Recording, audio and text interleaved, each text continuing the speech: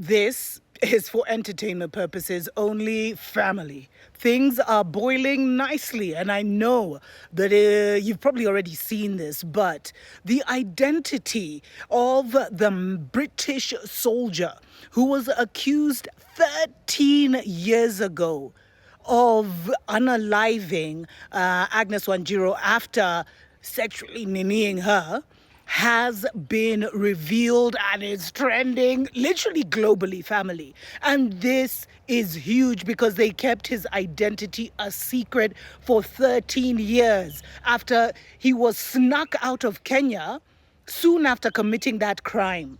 And now his identity has been exposed. His picture is everywhere. I'll even add it at the end of this video. And guys are waiting. The whole world is waiting to see whether the British government will, in good faith, and since they've been pretending, oh, we want to, we don't agree with this, you're doing what, if in good faith they will send, is it Robert Purkiss, James Purkiss, to Kenya to stand trial for the alleged crimes that he committed against Agnes, including taking some of her fingers and her feet, I think it was, and some of her fingers and all this occultist ritualistic stuff. And family, this is not just about Kenya. This is about the whole world. Because never ever has the British government sent a soldier who was accused of crimes to a country to face trial. Not even just Kenya, anywhere across the world.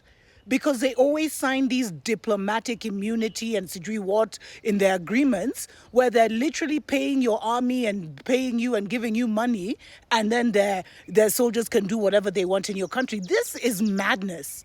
And the fact that his image was revealed on the new moon and the spring equinox for Kenya, which means the sun was exactly on the equator between the north and the south, like superpower day. When we're bringing in the new, it also means there's a new way. This is like Mau Mau 2.0, family.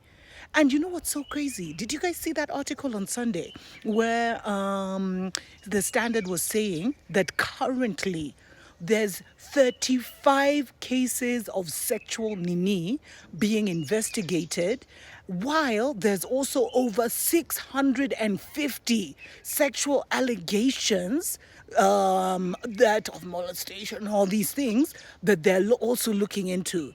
What the hell? How can you send such undisciplined people? You think this isn't for rituals? You think this isn't some kind of ritualistic thing? And you see how the Mzungus thought they were high and mighty, ati they can come to Nuni Nation and just do what they want. Their guys can commit all kinds of crimes and they can never be asked about it. And whenever they find that their soldiers have behaved badly, they just quietly move them out of the country. We are not our parents. And this Kenya is not the Kenya that was colonized. We are in a new dispensation. Whether you believe me or not, it is what it is. And so if this happens here and they actually send him, which they almost have to, because Kenya, it's boiling nicely.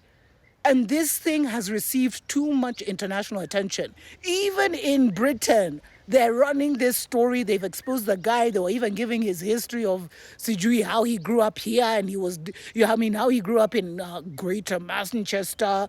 And he went here and he went there and he went whatever.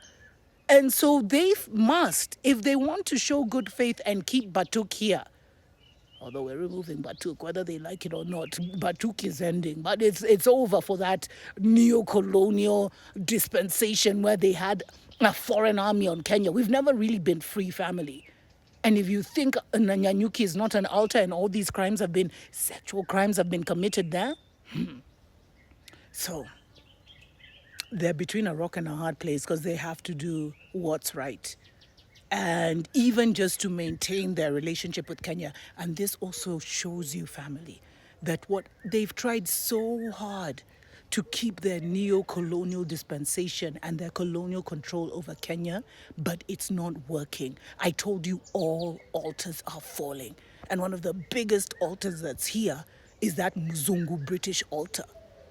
Anyway, Let's wait and see what happens. These are very interesting times.